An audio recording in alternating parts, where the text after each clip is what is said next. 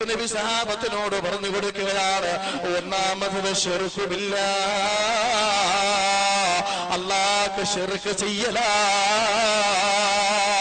താൽക്കാലിക ലാഭത്തിന് വേണ്ടി അസുഖത്തിന്റെ പീഡയിൽ ഞെരുവിന് കൊള്ളുമ്പോ, പ്രവാസ ലോകത്തേക്ക് പോയ പൊന്നുമോന് ജോലിയില്ലാതെ പ്രയാസപ്പെടുമ്പോ, ആരെങ്കിലും പറഞ്ഞത് കേട്ട് നേർച്ചകൾ അല്ലാഹുക്ക് പോലും പൊറുക്കാത്ത നേർച്ചകൾ ചെയ്യുന്നവരെ, മഹാന്മാരായ ഔലിയാഇന്റെ സ്വഹാബിന്റെ ഖബറുകളിൽ പോയി ആ ഖബറുകളിൽ കെട്ടി വീണ് സുജൂദ് ചെയ്യുന്നവരെ, ആ ഖബറിന്റെ അടുത്ത് വിളക്ക് കത്തിച്ചു വെക്കുന്നവരെ, ആ ഖബർ തൊട്ടുമുത്തുന്നവരെ, നമുക്കതിന് അല്ലാഹു അനുവദിച്ചിട്ടില്ല മോനെ.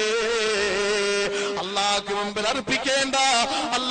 മുമ്പിൽ അർപ്പിക്കേണ്ട ആരാധന മഹാനായ ഉമർ ഖാദിർ റളിയല്ലാഹു അൻഹുവിന്റെ ഖബർ സിയാറത്ത് ചെയ്യാ പൊന്നാനിയിൽ പോകുന്നവരുണ്ടല്ലോ, സൈനുദ്ദീൻ മഖ്ദൂം റളിയല്ലാഹു അൻഹുവിന്റെ ഖബർ കാണാൻ പോകുന്നവരുണ്ടല്ലോ, മമ്പുറത്ത് മഹാനായ സയ്യിദ് അലവി റളിയല്ലാഹു അൻഹുവിന്റെ ഖബർ കാണാൻ പോകുന്നവരില്ലേ? ആ മഹത്തുക്കളുടെ ഖബറിടത്തിൽ പോയി സുജൂദ് ചെയ്യാ.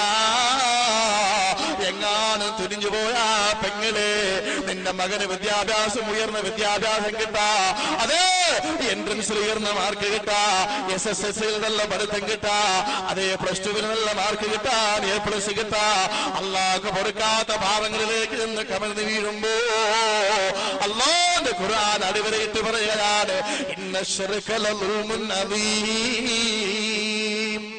ശിർക്ക് ഒരു പാപമല്ല, അത് പാതകമാണ്. അല്ലാഹു ഒരിക്കലും പൊറുക്കാത്ത പാപം.